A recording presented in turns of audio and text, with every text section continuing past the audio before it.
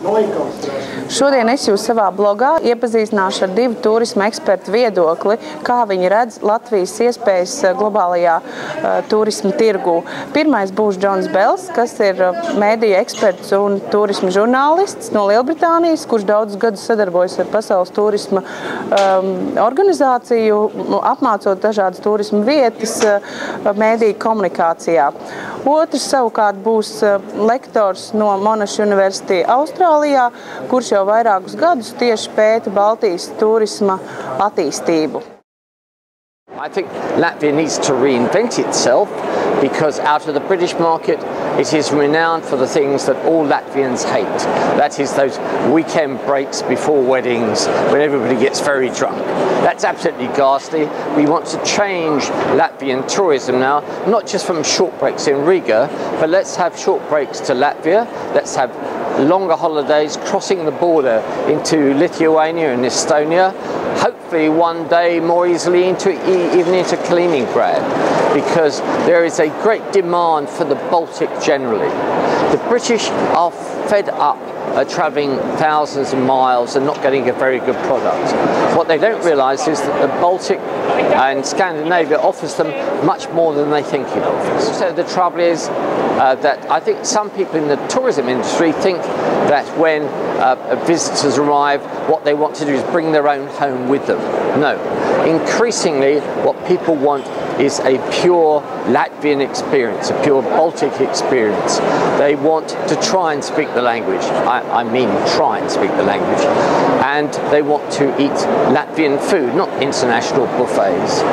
They want to experience more of Latvia. We have the flights of Air Baltic to Riga, but air access needs to be increased.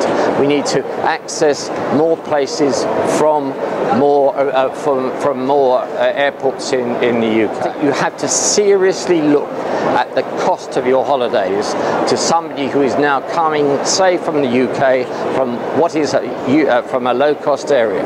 If you are pretending that your currency is euro-based, then you will suffer.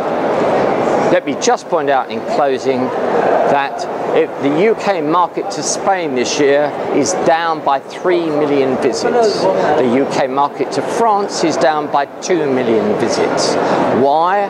Because of the high cost of the euro against UK sterling. If you pretend to be euro, then I'm afraid that for this year you will suffer and the visitors are just not going to arrive.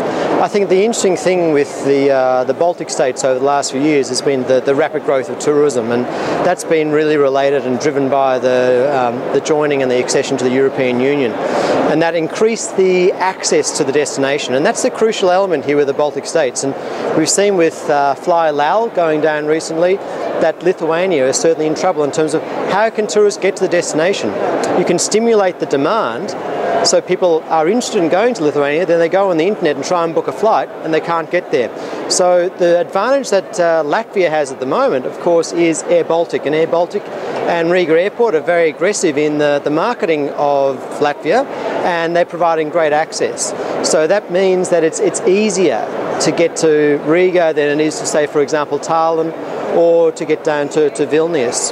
But overall, the Baltic states have to look at this period and saying, okay, what are we going to do? The downturn in tourism is affecting everyone all around the world. And it means that you have to be smarter, you've got to think more about what segments you're going to develop, what's the yield going to be? And I think one of the challenges of the Baltic states is that you grew so rapidly in tourism over the last few years, is that basically everyone is running around making a lot of money, building a lot of hotels in Riga, opening new hotels everywhere. Now we've got to think about, okay, well, what segments do we really want to attract to the Baltic states? What segments are going to be most beneficial? And as we know with the Baltic states, the real challenge is to get people out of the cities. Vilnius, Riga and Tallinn have developed quite well, and those cities are quite well-known city break products. But ask people about the regions of Latvia, the regions of Estonia, no one knows anything about them. And that's really what we need to move on. We need to move to the next level of sophistication, target the right segments who are going to say, okay, I want to come to Latvia and I want to go to the different parts and spend my money in those areas. We've got to move on beyond just the cities and go for something like a Riga Plus, a Tallinn Plus strategy. So they go to Saaremaa, they go to Liepāja, all those different regions of the Baltic states, because they're still completely unknown.